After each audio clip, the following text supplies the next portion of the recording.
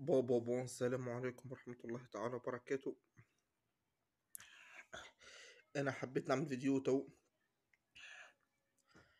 خاطر ثم برشا متابعين برشا متابعين يتابعوا في لطفي العبدلي وبعثولي برشا كومنتاريات قالولي برافو يا مسلم اللي انت تساند في لطفي العبدلي ومعناته قاعد تدافع عليه.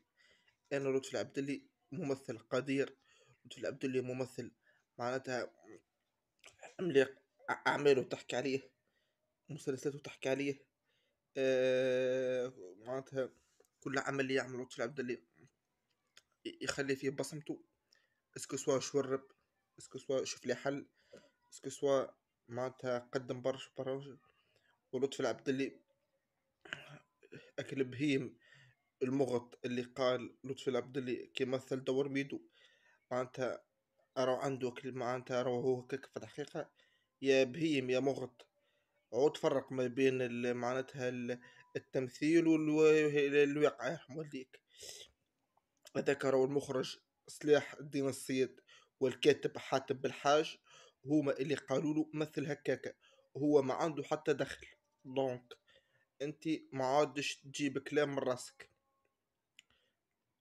انت وكل عزوزة امك هذيك ما عادش تجيبوا كلام من ريوسكم، وما عادش معناتها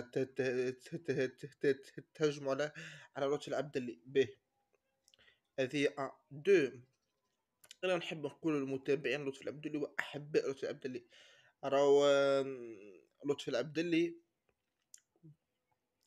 راهي مازالت الباج نتاعو على اليوتيوب محلولة، برشا بوليميك صار، برشا كلام تقال اللي لطفي العبدلي اللي قالوا اللي لطفي العبدلي تسكرت ليه الباج نتاعو معناتها.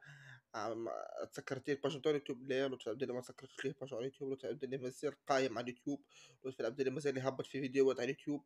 لطفي العبدلي اخر فيديو تهبط عنده ست ايام يوجه في رسالة لسي قيس سعيد. سي قيس سعيد ذلك رئيس الشهم، ذلك الرئيس الذي أخرج تونس من عنق الزجاجة. دونك نقول له برافو سي قيس سعيد، واصل واصل واصل. وأنا ولطفي العبدلي والكل اللي يحبوك باش نساندوك على خاطر شنية، على خاطر انت عندك زوز. معناتها لو كان واحد عندك قيس سعيد ومحمد عبو، أظن الزوز ينجموا يشدوا البلاد، ينجموا معناتها معناتها معناتها معناتها يشدوا البلاد ومش نردوها من حسن الى احسن ونخرجوا قاع زوج ان شاء الله في الانتخابات الرئاسيه الجايه باش ننتخب محمد عبو. السلام عليكم ورحمه الله تعالى وبركاته.